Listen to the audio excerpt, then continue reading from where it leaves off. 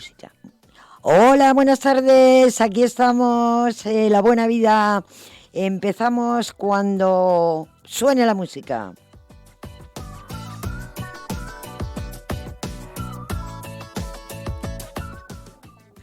Pues como os decía, buenas tardes y vamos a por el segundo programa. Lo primero, agradeceros la acogida que ha tenido mi regreso a las ondas. Gracias, de verdad. Hemos pasado ya el 9 de octubre, que fue nuestro Día de la Comunidad, y bueno, pues algunos cogerían puente, y también hemos pasado el Pilar, y ya lo que nos queda, pues seguimos, todos los meses hay algo, viene Todos Santos y o Halloween, porque es una fiesta que, aunque sea importada, cada vez coge más auge en nuestros pueblos y en nuestras comunidades. Por lo tanto, esperaremos a ello y lo trataremos con detenimiento.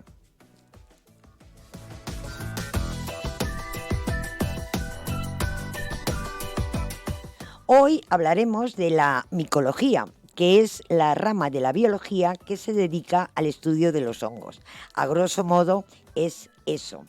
En la cocina disfrutaremos de ellos con 3 propuestas, sabrosonas y apetecibles.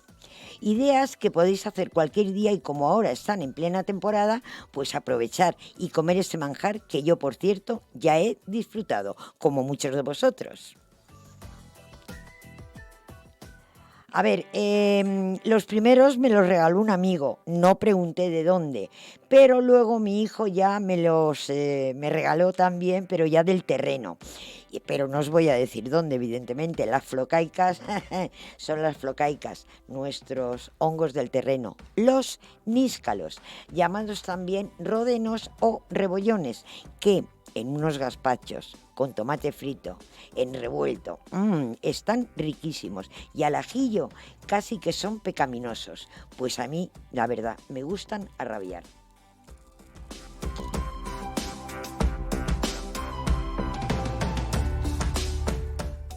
En nuestro momento zen nos adentraremos en la aromaterapia.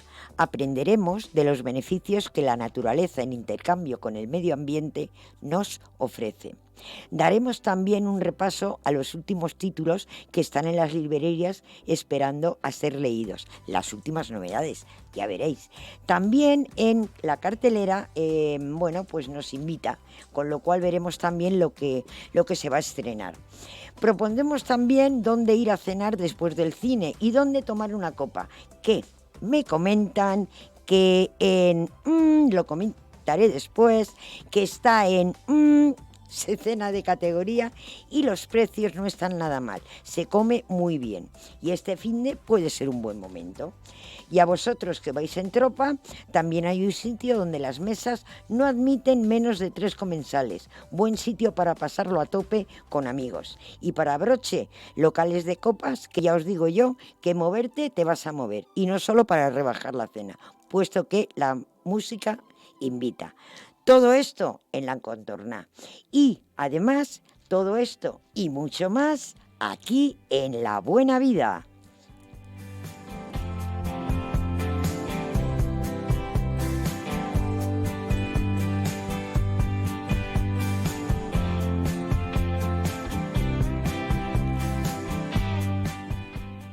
Bueno, pues ahora comenzaremos nuestro momento zen.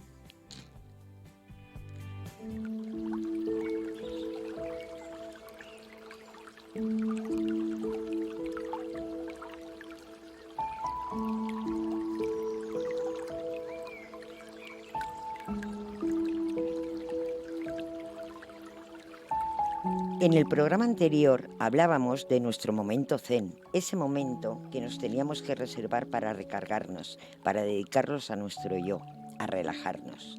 Necesitamos estar en armonía física y emocional. Vivimos en un mundo ajetreado con nuestras preocupaciones, nuestros anhelos, nuestras esperanzas, y a veces el estrés, que es uno de nuestros males cada vez más extendido, podríamos bajarlo, por ejemplo, con un buen aroma en nuestro hogar, un relajante baño, un masaje, Dedicarnos a esos momentos pues, con un aceite aromático, terapéutico y además hacerlo nosotros. ¿No os parece? Pues eso va a volver a hacerse después de unos momentos.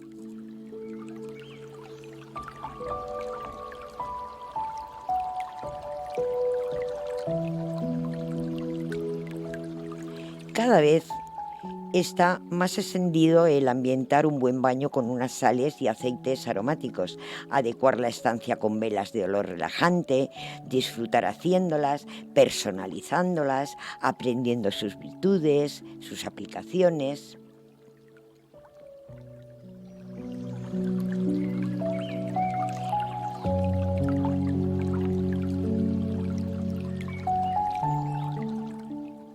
Sin necesidad de ser expertos, podemos aprender a preparar y utilizar los aceites esenciales que tenemos en la naturaleza, una verdadera y eficaz farmacia natural, fundamento, por otra parte, de la aromaterapia. Los aceites que se utilizan se extraen de raíces, hojas, tallos, cortezas, flores, frutas, resinas, musgos de árboles, hierbas y plantas cuyo valor preventivo y terapéutico ha sido demostrado a lo largo de la historia y que hoy se comprueba científicamente.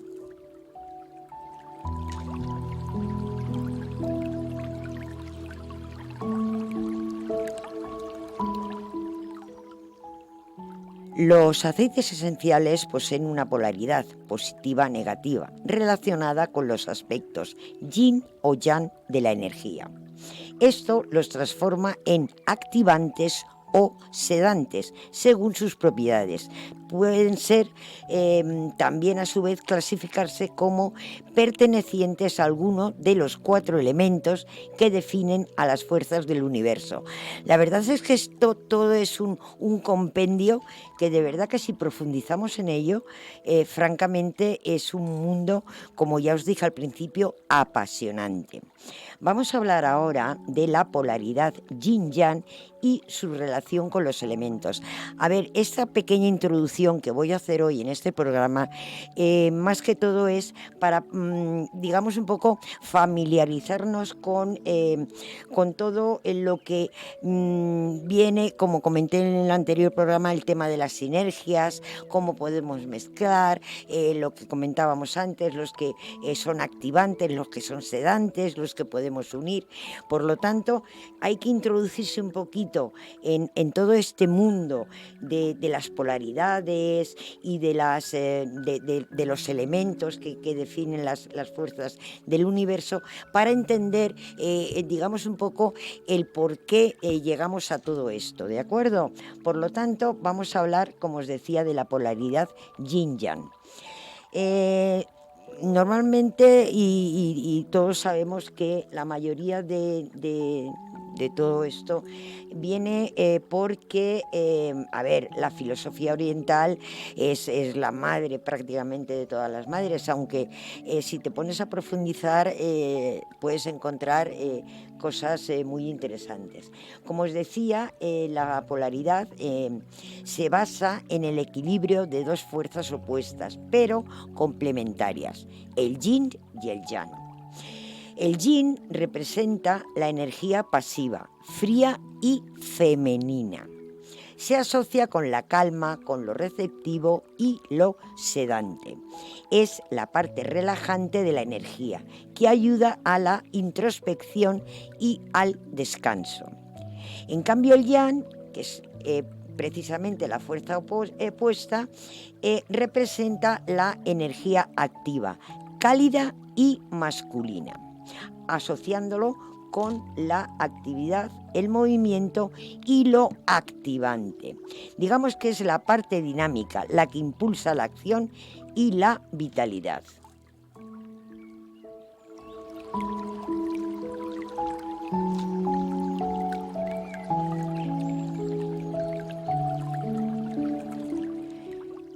Ahora vamos a hablar un poco de la transformación de los aceites en energías activantes o sedantes.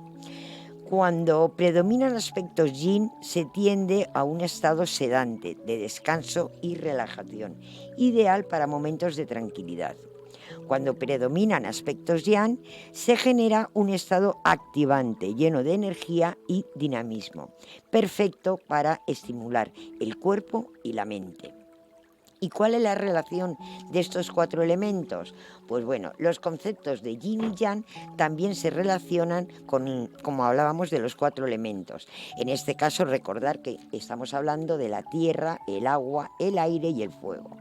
Bien, pues la tierra sería un concepto yin, femenino, recordar. Entonces, digamos que al ser es estable, es firme y se relaciona con lo que nos enraiza y lo que nos nutre. Es naturalmente sedante, ofreciendo calma y estabilidad, como el sentido del arraigo y la seguridad. El agua también es yin, por lo tanto es femenino. Y como todos sabemos, bueno, el agua es fluida, adaptable y refrescante. También el agua es sedante, promoviendo la calma y la introspección. Se asocia con la relajación y la introspección profunda.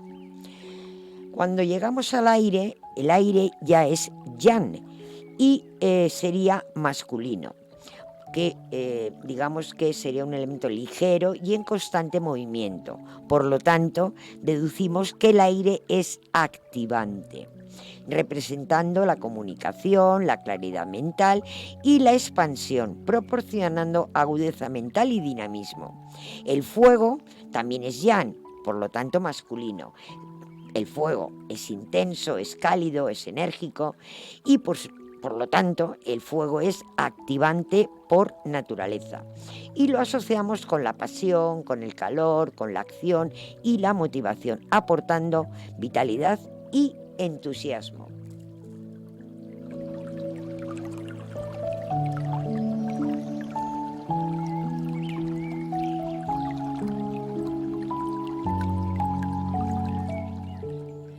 Podemos resumir los conceptos de yin y yang transforman la energía en estados activantes o sedantes y se reflejan en los elementos naturales, tierra y agua, que son el yin, que son más calmantes, aire y fuego, yang, que son más estimulantes. Una forma equilibrada de entender la naturaleza y la energía. Es tan fácil como esto, saber un poquito por dónde andamos y entonces pues iremos mucho más seguros, ¿no? Por lo tanto, ya sabemos para qué podemos usarlos. Ahora os cuento cómo conseguir hacerlos y transformarlos.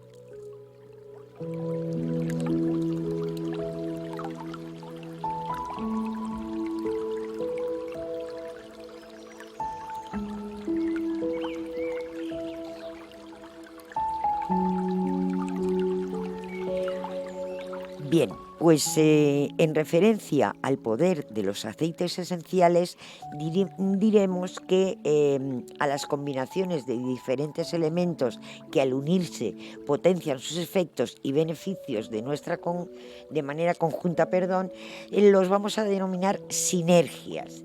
Y como decíamos el otro día, las sinergias son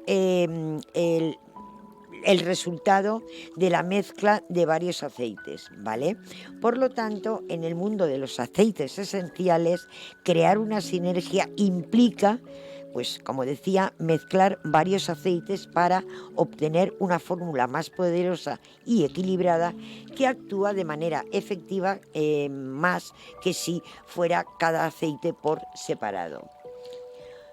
Cuando combinamos aceites esenciales, logramos que sus propiedades se complementen y potencien, creando mezclas que ayudan a mejorar el estado de ánimo, relajar el cuerpo, fortalecer el sistema inmunológico y muchísimo más. Es que el tema de las terapias alternativas o de las medicinas digamos un poco antiguas o que no digamos que no pasan por laboratorios farmacológicos y tal, digamos que las tenemos un poco relegadas porque pensamos que no nos van a hacer efecto. Pero si le ponemos interés y confiamos en ellas, probablemente nos darán más beneficios que otra cosa. Por ejemplo, un aceite que aporta relajación puede unirse a otro que proporciona claridad mental, generando una experiencia mucho más completa y, por supuesto, más beneficiosa. Con lo cual, las sinergias nos permiten personalizar y potenciar los beneficios de la aromaterapia, adaptándolas a nuestras necesidades y creando momentos de bienestar únicos.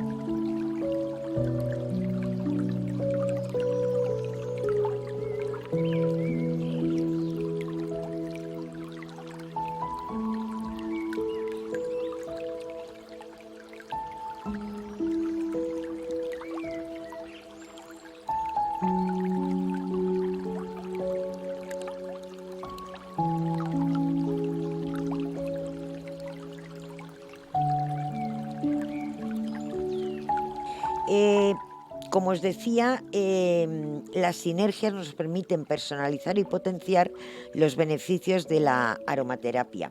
Entonces, podemos realizar aceites esenciales que nos atenúen o intensifiquen el efecto importante de un determinado aceite esencial.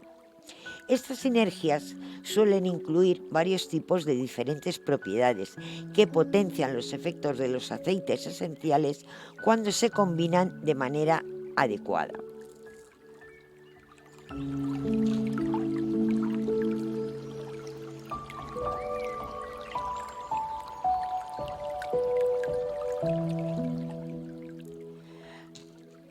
Normalmente las sinergias se dividen o se caracterizan por cuatro combinaciones esenciales, ¿no?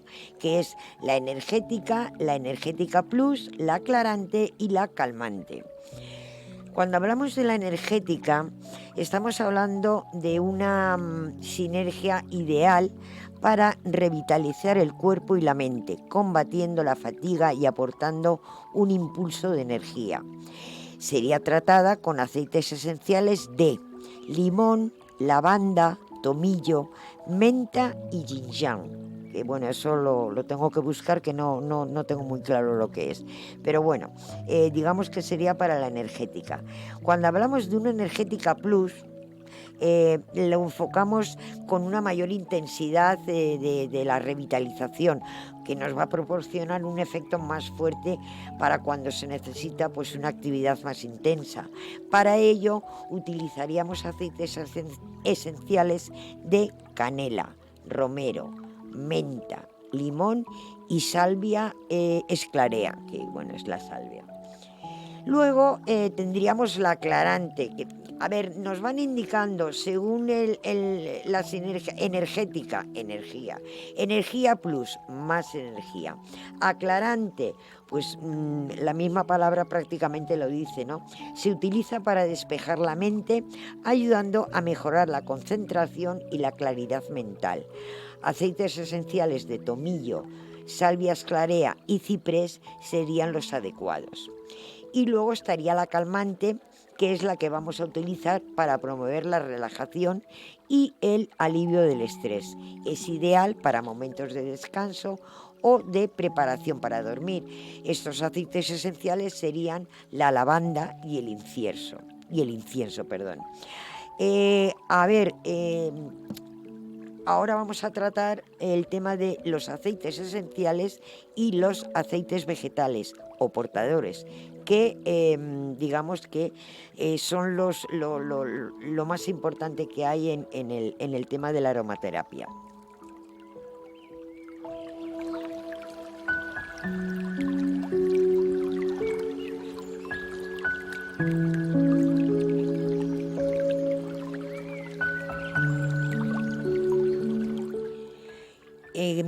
Como os he dicho, hay una diferencia y hay que saber diferenciar lo que es un aceite esencial y un aceite vegetal o portador. Bien, Bueno, pues en cuanto a los aceites esenciales, sabremos que su origen, digamos que partiríamos de extractos altamente concentrados, obtenidos de diferentes partes de las plantas, como flores, hojas, corteza, raíces y resinas. Su composición, bueno, pues contendrían las propiedades aromáticas de cada planta de la que se extraen. Son volátiles, lo que significa que se evaporan rápidamente y tienen aromas muy intensos. El uso, bueno, pues debido a su concentración, no se suelen aplicar directamente sobre la piel, ya que pueden causar irritación, evidentemente por esa concentración de la que hablamos, ¿no? Y se usan principalmente en aromaterapia para masajes y en la preparación de productos cosméticos y de bienestar. Como ejemplos, pues podemos hablar del aceite de lavanda, de eucalipto, de menta o árbol de té, por ejemplo. Y cuando hablamos de los otros aceites, que son los vegetales, llamados también portadores, son porque se obtienen de las semillas, de los frutos o nueces de plantas. Estos no son volátiles y no contienen el aroma característico de la planta. Composición, pues bueno, son ricos en ácidos grasos, en vitaminas y nutrientes que los hacen ideales para nutrir la piel y el cabello. El uso que se les da a los aceites vegetales, pues su principal uso, valga la redundancia, es para diluir los aceites esenciales y así facilitar su aplicación sobre la piel. También se pueden usar solos como hidratantes, pero hay que saber un poco, profundizar en todo esto para saber exactamente los que son beneficiosos y saberlos hacer bien hechos, ¿no? Ejemplos de estos aceites, pues serían el aceite de almendras, el de coco, el de jojoba o aguacate. Por lo tanto, como resumen, podríamos decir que los aceites esenciales aportan la parte aromática y terapéutica de la planta, mientras que los aceites vegetales sirven como un medio para aplicar estos aceites de forma segura, los esenciales, además de ser ellos mismos beneficiosos, como decía antes, para la piel y el cabello.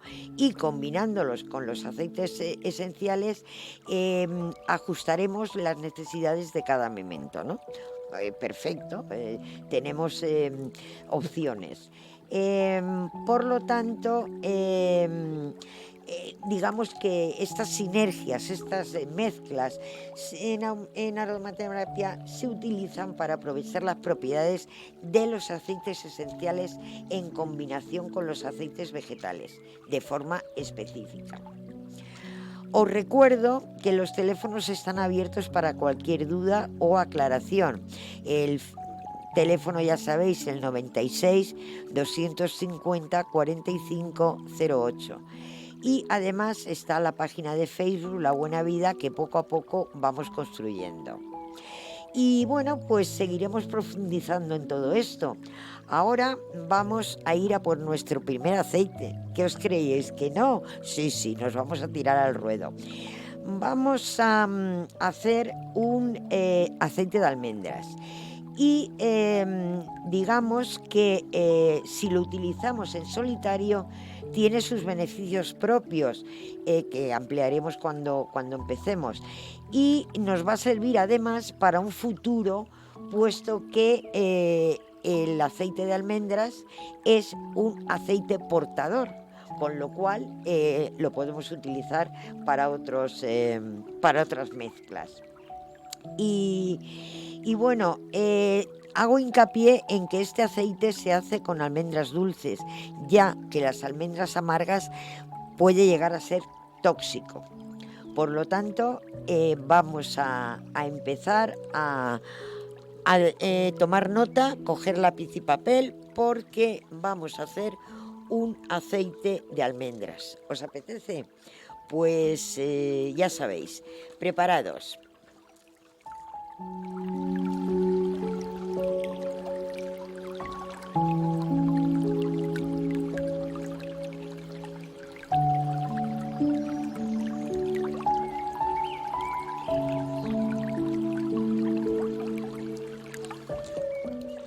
Bien, pues como os decía, vamos a hacer un aceite de almendras que es fácil y rápido.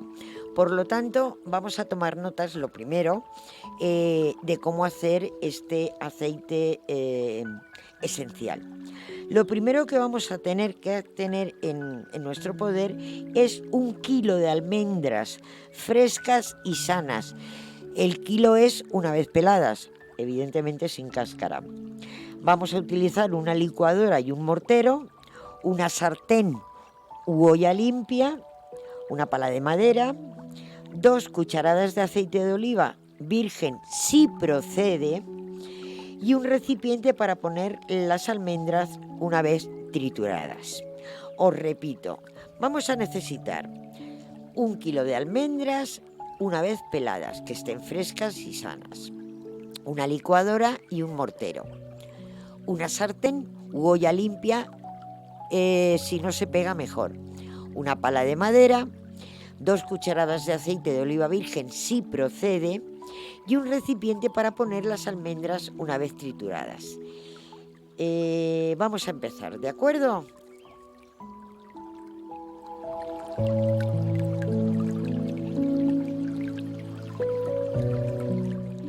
Bien, pues iremos poniendo en proporciones en la licuadora las almendras. Os digo que la pongáis en proporciones porque así vamos a conseguir antes la pasta que necesitamos. Perdón. Mientras tanto pondremos la sartén antiadherente, si puede ser sin aditamento alguno, es decir, tal cual a fuego lento para que vaya calentándose la sartén. Colocaremos la pasta que hemos sacado de la licuadora, la pondremos en la sartén y acompañándonos de la espátula de madera moveremos constantemente hasta que la pasta comience a soltar el aceite. A ver, hay que dejarlo sobre el fuego largo tiempo, calentándose y sin que se agarre, por supuesto, ¿no? Y moviéndolo. Entonces notaremos que la pasta empieza a tomar color. Es cuando llega la hora de sacarla de la sartén y si vemos que aún se le puede sacar algo de aceite, la machacaremos en un mortero, lo que hayamos conseguido de la sartén. Normalmente con las sartenes es suficiente, pero vamos, hay que tener un poquito de paciencia. Las cosas buenas ya sabéis que no siempre son fáciles y rápidas. Hay que tomarse su tiempo. Bien, pues después de eso lo introduciremos en un recipiente cerrado, a ser posible hermético, y esperaremos unos 10 o 12 días. A ver, en ese tiempo el aceite habrá salido a la superficie, con lo que con una gasa lo podremos filtrar y cuidadosamente lo guardaremos en un bote de cristal oscuro y, a ser posible, con un cierre perfecto. A ver, venden unos botecitos de cristal, porque los de plástico, bueno, pues casi que mejor para estas esencias, porque tampoco es que vamos a sacar unas grandes cantidades, las suficientes para lo que vamos a necesitar. Entonces, lo ideal es coger estos frasquitos que vienen con la rosca que llevan cuentagotas. Eso nos viene perfecto. Primero porque son oscuros, segundo porque llevan cuentagotas, con lo cual vamos a coger una cantidad y no vamos a desparramar, y tercero porque la verdad es que tienen un buen cierre y al ser oscuros nos va a venir fenomenal. Pues os decía que el aceite que haya salido lo vamos a filtrar pues por una gasa. Normalmente sale muy limpio, os vais a sorprender del resultado. También os digo que esos 10, 12 días o incluso 15 que lo vamos a tener en, no es la palabra correcta, pero bueno, en maceración, por decirlo así, a ser posible no lo toquéis. olvidaros de él, mantenerlo en un sitio guardado, el recipiente tapado herméticamente y que haga su historia. Y como os digo, al cabo de esos 10, 12 o incluso 15 días, vamos a ver cómo ese aceite nos ha salido a la superficie. A ver, os decía lo del tema del cuentagotas, porque, por ejemplo, si lo queremos usar en el rostro, pues nos va a bastar con 5 gotas bien distribuidas y es, vamos, de sobra, ¿no? Y ya tenemos nuestro aceite de almendras hecho por nosotros y para nosotros. No es complicado. La verdad es que es fantástico. Y os puedo comentar que este aceite, bueno, pues es bastante beneficioso para nuestra salud y nuestra belleza también, ¿no? Hay que resaltar que si usamos aceite de almendras para el cabello, le va a dar una mayor humectación, es decir, no va a estar tan estropajoso, que nos vais a entender. Y vamos a evitar también la quiebra y que las puntas estén abiertas o rotas. Le va a dar brillo y vitalidad y mucha suavidad.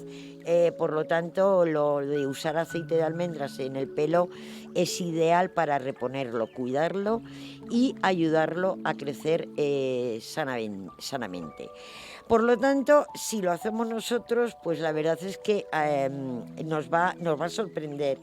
Y la verdad es que ya veis que es súper fácil. Es coger 1 kilo de almendras, en una licuadora licuarlas hasta que estén súper picadas. De ahí las pasamos a la sartén, las vamos moviendo hasta que cojan el color y veamos cómo desprende el aceite y directamente ya lo trasladamos a ese recipiente que os he comentado, que bueno, puede ser un bote hermético, sí, con tapa, y nos olvidamos de él, lo dejamos en un sitio oscuro y ya veréis los resultados, de verdad.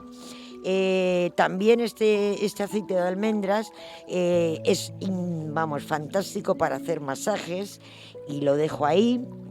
Ayuda bastante a calmar la ansiedad, los nervios y el estrés. Y también es utilizado por sus cualidades emolientes, es decir, que sirve en caso de afecciones cutáneas de tipo inflamatorio leve. Y bueno, pues también utilizado para la piel seca o para incluso los herpes. Por lo tanto, hemos entrado, nos hemos introducido en la aromaterapia como tal, ya hemos empezado a hacer aceites y como yo tengo programa dentro de 15 días, espero que me comentéis los resultados, porque la verdad, os repito, os va a sorprender. Y después de esto, pues nos vamos a ir a la cocina. ¿Os parece? Pues nada, nos vamos a ir a comer. ¡A comer!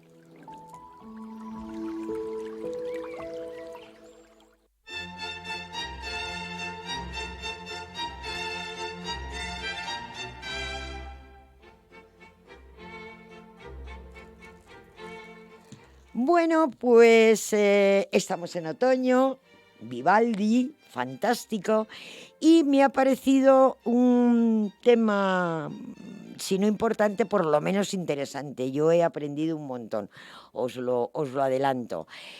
Hoy quiero hablar de la micología, que básicamente es... bueno, pues la ciencia que estudia las setas. Básicamente eso es, a grosso modo. Y estamos en temporada, francamente, ¿no? Y me he dado cuenta, cuando he indagado, que el mundo de las setas es apasionante, tal cual os lo digo. Vamos, no sé, cada día hay más gente que recoge miles y miles de setas en nuestros montes. Los recolectores esperan con ansia las lluvias de otoño para salir de su casa y hacer su actividad favorita, que es bueno, pues recolectar setas y más si estamos en plena temporada, que es cuando más abundan, ¿no? Y bueno, pues también están en fruterías y verdulerías y, bueno, pues los que no vayan a cogerlas, pues las pueden disfrutar igual. Yo pensaba que las setas eran estacionales. Mentalmente siempre situamos la temporada de setas en otoño, pero la verdad es que durante todo el año podemos aprovechar al máximo el gusto de una seta recién recolectada. Pero claro, en otoño es donde abundan pues la mayoría, ¿no? Y además, cocinar con setas frescas pues aporta un gran valor añadido a nuestros platos, ¿no? Y tener ese aroma de monte, a tierra. Mm, Otoño, la estación perfecta para la mayoría de las setas y los meses de octubre y noviembre son los ideales para que surjan en nuestros bosques.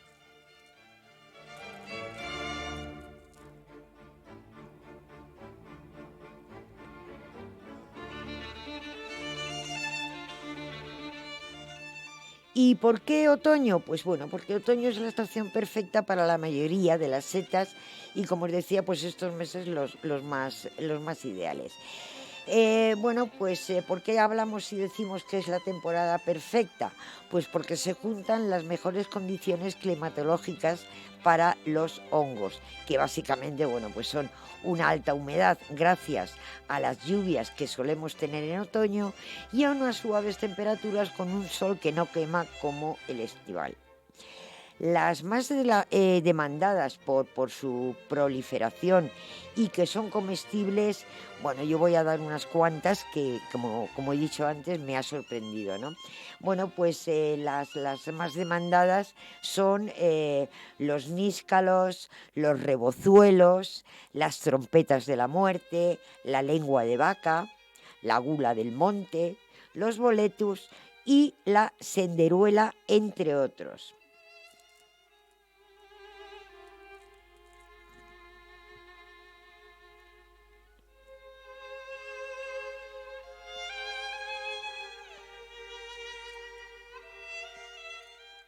Para que un hongo esté en condiciones, al tacto debe estar firme y sentirse denso, cargados de carne, ni blandos ni arrugados. Y su piel, tanto la del sombrero como la del pie, debe ser lisa, nunca pegajosa o húmeda, que, bueno, pues serán síntomas de mal estado. Además, su aroma debe recordarnos al bosque y a la tierra. Nunca olores, bueno, pues rancios o entrando en la putrefacción. Esto de la micología es interesante. Yo apenas sabía de hongos y he descubierto que no solo está el níscolo, como os he dicho anteriormente, que es el que esperamos, el del terreno, ¿no? Los hongueros me entienden. Y bueno, pues a mí es que me vuelven loca. Y ir a cogerlos también, pero es que el sabor que tienen y además el regustillo que dejan ese es fantástico. Y por eso, cuando termina el verano, yo ya empiezo a mirar el cielo y empiezo a calcular aguas. Luego viene sol en el puente del Pilar. Luego vuelve a llover. Luego vuelve a haber sol. Y patos santos recogemos. Está todo calculado. Y yo lo calculo así y pocas veces me equivoco. Aquí en el terreno, evidentemente, si ya te metes, ya... Puf. A ver, yo es que volvemos a lo mismo. El níscalo, de hecho, yo pensaba que lo de rebollons y el otro que ahora o sea, los dos nuestros, ¿no? Que espérate que os comento cuál. El rebollón y no me sale ahora el nombre. Bueno, pues la cuestión que yo pensaba que níscalos era lo que se decía en todas partes y que nosotros, como nosotros, los buñoleros, los que somos de aquí, le llamábamos, bueno, pues el hongo como tal. Pero no, níscalo se puede llamar también rebollón y es que no me sale ahora el nombre, el rodeno, jolines, perdón. pero es que no me salía el nombre. Y la verdad que eso, te decías, bueno, el robellón de aquí del terreno, pues sí. Y el rodeno, pues es pues por eso, ¿no? Lo que os decía, ¿no? Em, a ver, es que el otro día, todo empieza porque el otro día me regalaron unos boletus, ¿vale? Y yo, pues, primero porque era la primera vez que los tenía en mis manos, no tenía ni idea ni de cómo hacerlos yo, porque sí que los he comido a ver, en arroces, ¿no? Pero no más. Y es cuando empecé a indagar y ¡buah! Este es el resultado. Hay muchísimas más clases de setas y durante todo el año en nuestros montes. Y hoy en día, pues como no hay distancia, pues así. Boletus, ¿dónde están? ¿En Zaragoza? Pues nada, mañana salimos tempranico y a las 8 en casa. Y si tenemos suerte, venimos con la cesta. Y es que es así, o sea, hoy en día lo llevamos así. Y a los hongueros, pues no hay distancia que no recorran por la recompensa de encontrar esa seta. Y precisamente por eso he hecho este recorrido de las distintas clases de setas, que son las más, si no comunes, las más conocidas. Bueno, insisto, conocidas, yo las he descubierto la mayoría, ¿no? Y si ahora tuviera que hacer un tour para degustarlas, ya sabría por dónde encaminarme y por dónde moverme, que eso también es importante, saber un poco por dónde salen, ¿no? Y además es bueno conocer cómo son para no confundirse con otras que además de no ser comestibles, son tóxicas y pueden causar muchos problemas, incluso la muerte. Ojito, ¿eh?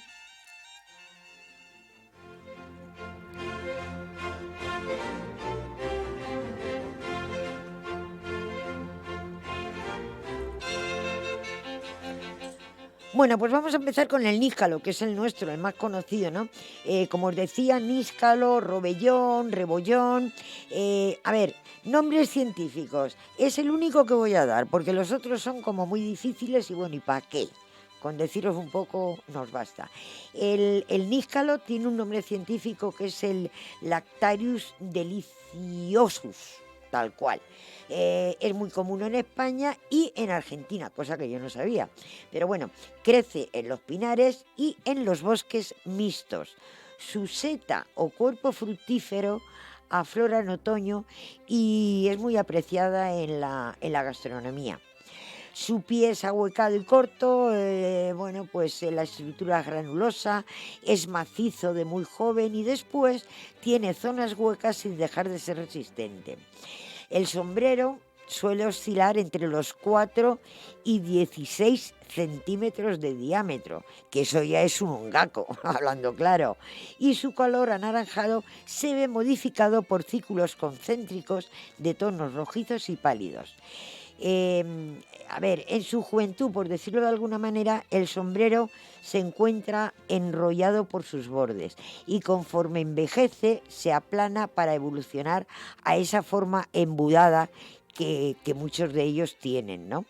Las láminas de la cara interna son del mismo color, son apretadas, son finas y son recurrentes, es decir, son todas iguales. Su carne es densa y compacta con un olor suave y dulzón. A ver, el sabor en crudo es algo amargo al final, pero bueno, hechos están buenísimos.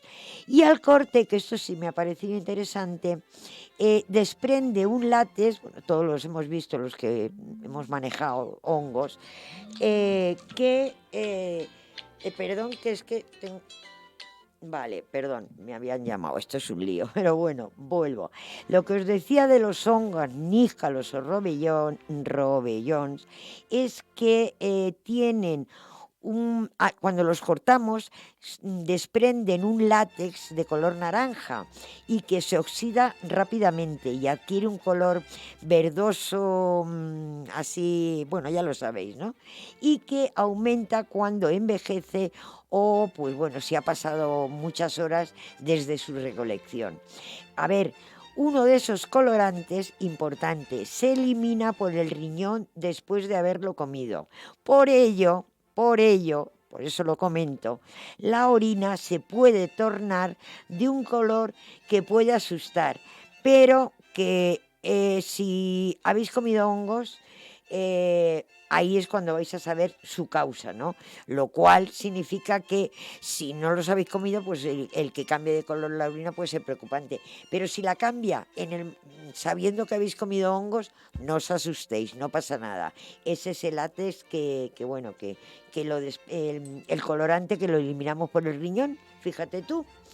O bueno, pues como os decía, a ver, la valoración que tiene el níscalo con respecto a su calidad culinaria puede deberse a que su sabor varía con el terreno, porque está claro, y yo lo he comprobado, ¿no? O sea, hacer unos hongos de un sitio y hacer otros, el color es distinto, el látex este que desprenden es distinto, se nota, ¿no? Entonces, esa calidad culinaria se infravalora precisamente por eso, ¿no? Puesto que su sabor varía con el terreno donde crece y a veces pues que se aprovechan ejemplares que, bueno, pueden haber sido maltratados, digo, que al transportarlos, etcétera, y que pueden estar parasitados. Por lo tanto, hay que comprobar su estado, que nos va a decir, digamos, que cómo está. O sea, tú el aspecto, cuando tú ves un hongo, le tienes que ver terso, lo tienes que ver con el color que corresponde y, bueno, sabemos que no son baratos y que tampoco cogerlos es fácil. Por lo tanto, fijémonos a la hora de adquirirlos, sobre todo cuando los compramos en fruterías.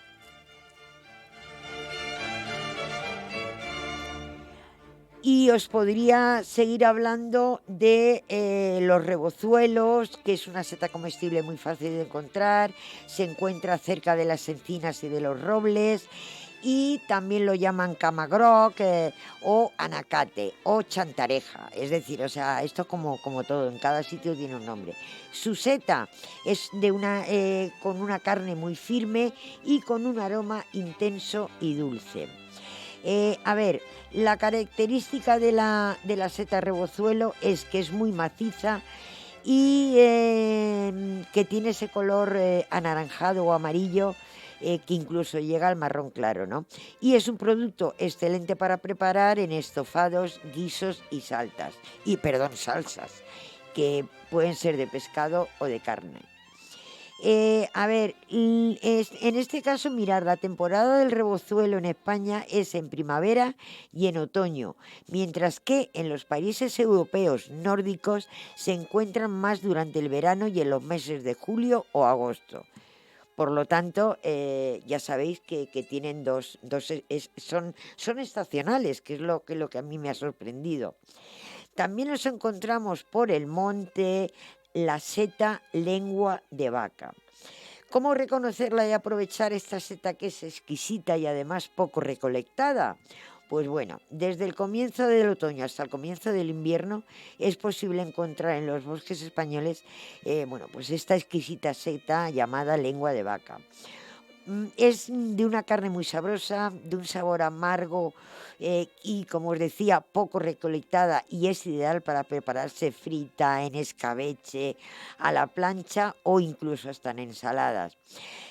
Como la mayoría de los hongos, la lengua de vaca es reconocida a lo largo y ancho de la geografía por muchos nombres, ¿no? Lo que hablábamos. La pueden llamar gamuza, lengua de gato, pie de cordero, son las más frecuentes. La verdad es que es un auténtico manjar y es una de las setas silvestres más desconocidas y menos recolectadas. Es más, la lengua de vaca es un poco diferente al resto. La gran mayoría de los hongos aparece y crece durante el otoño, pero es capaz con frecuencia de salir en pleno invierno, ¿no? Cuando el monte, pues el resto ya ha desaparecido, ¿no? Y suele aparecer sobre todo en los pinales con brezal. El brezo, estas esta planta que sale en nuestros montes, esto que le echas al fuego y chisporrotea como si fueran traca, pues eso, esos son los brezales. Y a diferencia de otras setas que son más delicadas y que no soportan el frío, esta puede resistir heladas pues hasta 5 grados bajo cero, o sea que imaginar, ¿no? Y la verdad es que si encuentras un buen corro de lenguas de vaca, vas a tener acceso a un sabor exquisito y vas a poder llenar tu cesta con estos hongos, ¿no? Bueno, pues tienen esa forma característica y fisonomía que es propicia para que sea muy difícil confundir las lenguas de vaca con otras especies de setas tóxicas. Por lo tanto, ya tenemos otra nueva más. Luego estarían las trompetas de la muerte, que esas también las conocemos, o por lo menos son conocidas porque suelen venir en las bolsas estas de mezcla que hay a ver, ¿cómo os digo? De revueltos, de setas, ¿no? Bueno, pues esas setitas que son largas, son negras y son pequeñitas y redonditas, pues esas son las trompetas de la muerte. Evidentemente se llaman así porque tienen digamos, esa forma, ¿no? Su forma. Entonces, pues ahí están. Son comestibles y a pesar de su denominación un tanto siniestra, pues las encontramos súper sabrosas y son protagonistas de innumerables recetas e incluso siendo ingrediente principal como de guarnición, ¿no? En el mundo de la gastronomía, la verdad es que a pesar de su éxito, el precio de las trompetas de la muerte, pues la verdad es que es bastante económico, ya digo, las podemos encontrar en esas bolsas que nos vienen de revueltos de setas. Ahí es donde las vais a ver más, ¿no? Por lo tanto, aparte que también volvemos a lo mismo, porque, insisto, hay setas en el monte que son tóxicas y pueden provocar la muerte. Entonces, hay que tener muy claro. Y los neófitos, como puedo ser yo, pues nos podemos encontrar una y no sabemos qué es. Pero en este caso, la trompeta de la muerte, pues como no hay ningún hongo o ninguna seta que se le asemeje, pues francamente no vamos a tener el problema de que tengamos problemas, ¿no? Eh, a ver, la trompeta de la muerte no cuenta con ninguna lámina ni nada y por eso contribuye a diferenciarla con facilidad de otras especies. Las trompetas de la muerte pues se pueden encontrar en bosques de robles y hayas, debajo de hojas en descomposición, puesto que la hojarasca siempre es un componente muy importante en el desarrollo de las setas al propiciar, bueno, pues la creación de humedad y de nueva materia orgánica que va a ser la que fertilice los suelos. ¿De acuerdo? Y también se encuentran en las paredes de los barrancos, es decir, no son difíciles de encontrar. Y, por supuesto, el otoño también es la mejor época del año para recoger estas setas.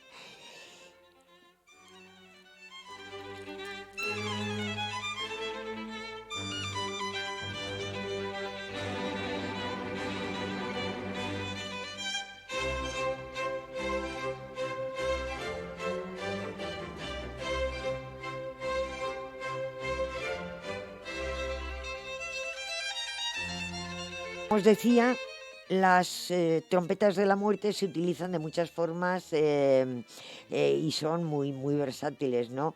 Se pueden presentar como ingrediente principal en pescados, en carnes, en tortillas, en estofados, en revueltos, en guisados, en arroces, en fin, en pasta. Siempre van a tener un resultado excelente. También se pueden conservar en vinagre o en aceite, lo que incluso les va a proporcionar un mejor y más intenso sabor. Como os decía, vamos un poquito mal de tiempo, por lo tanto, os comento que la gula del monte se nos ha quedado y Quizá a lo mejor es que me he extendido demasiado, pero es que me enserrizo, que dicen aquí en Buñol. Em, ¿Qué os parece si dejamos el resto para el próximo programa y volvemos a adentrarnos porque todavía nos queda tiempo en cuanto a la recolección de estos maravillosos manjares que nos depara la naturaleza? ¿Os parece? ¿Lo dejamos para la semana que viene? Y ya os digo más cositas y profundizamos en todo esto de la micología. Pues vamos a poner musiquita de fondo, nos vamos a despedir y nos vamos a ver en 15 días. ¿Os parece? Pues aquí os espero, ¿eh? En la 107.9 en Radio Buñol. Buenísimas tardes y que tengáis un buen fin de semana.